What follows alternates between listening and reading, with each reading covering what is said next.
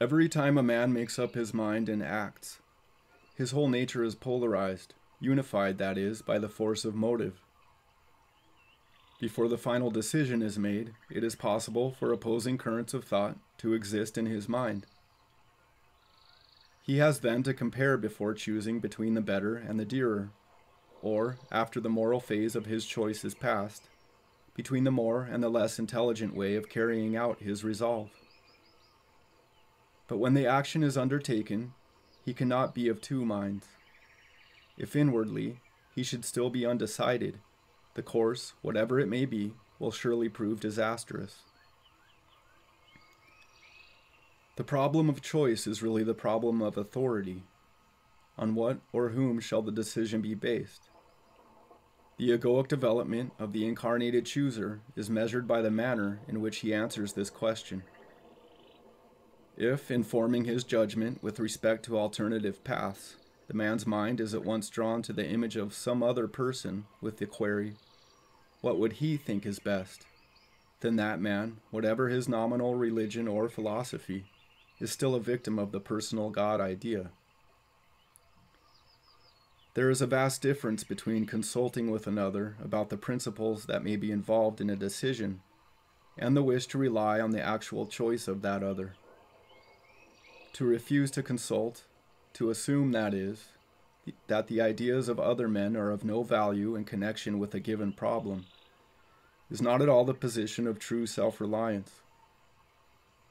Self-reliance is founded on the study of principles, and the wise man leaves no source of light without consideration in his attempt to learn the principles of things. Sometimes it appears that we can do no better than take the opinion of another, more or less blindly. In cases where highly specialized knowledge is required, it may be folly to insist upon our own view of the matter. Here, however, it should be noted that there is no such thing as a moral specialist on whom men need rely. The expert is qualified to say what is accurate and what is efficient. He may say what he thinks is right, and when asked, give the reasons for his opinion. He has both the right and the obligation so to express himself.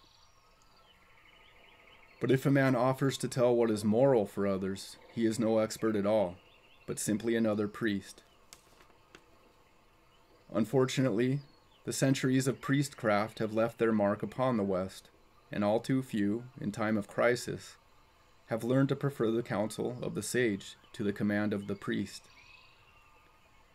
There is a peculiarly unbearable anguish attached to the feeling of not knowing what is right, and this can be avoided by accepting the judgment of someone else whom we have come to admire.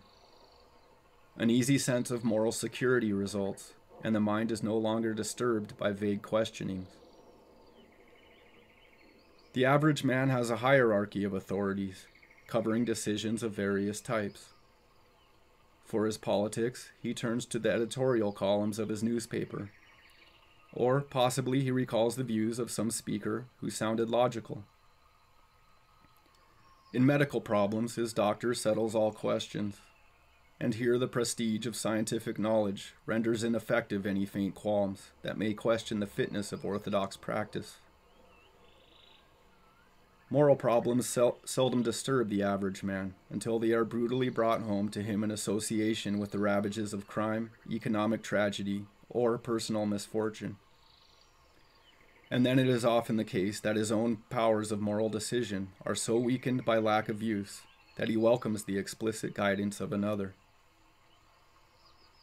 Of all the various kinds of helplessness that afflict mankind, none is so pitiful as the moral helplessness of those who have lost their personal authorities. One habituated to the moral rule of another person, though he may have made the best possible decision by himself, is nevertheless in torment until he has gained the approval of his authority. He is simply unable to believe that he can be right without having been told what to do. And if there is no one to provide that assurance, the agony may become so great as to cause mental disorder. From the occult point of view, the lover of personal authority is on the way to retrogression into the elemental kingdom. That is the fate of every medium who persists in abrogating his will. The elementals take their character from creative beings, and those who will not create for themselves must, sooner or later, return to the status of creatures. The lukewarm, it is said, nature spews out of her mouth. Every step of growth is accompanied by pain. Growth means birth, and birth means travail. The man who suffers stands in the archway of opportunity, and the suffering of having to choose for himself is of all opportunities the greatest. But it is all not pain. There is a kind of achievement in falling down by yourself and picking yourself up without any help. When a man makes a mistake from his own judgment, he at least learns. But if blind reliance on the judgment of others was involved in his choice, how can he possibly understand the factors which caused the error? It might be said that it is far better to do wrong in the right way than to do right in the wrong way. The purpose of life is not to be right, it is to learn.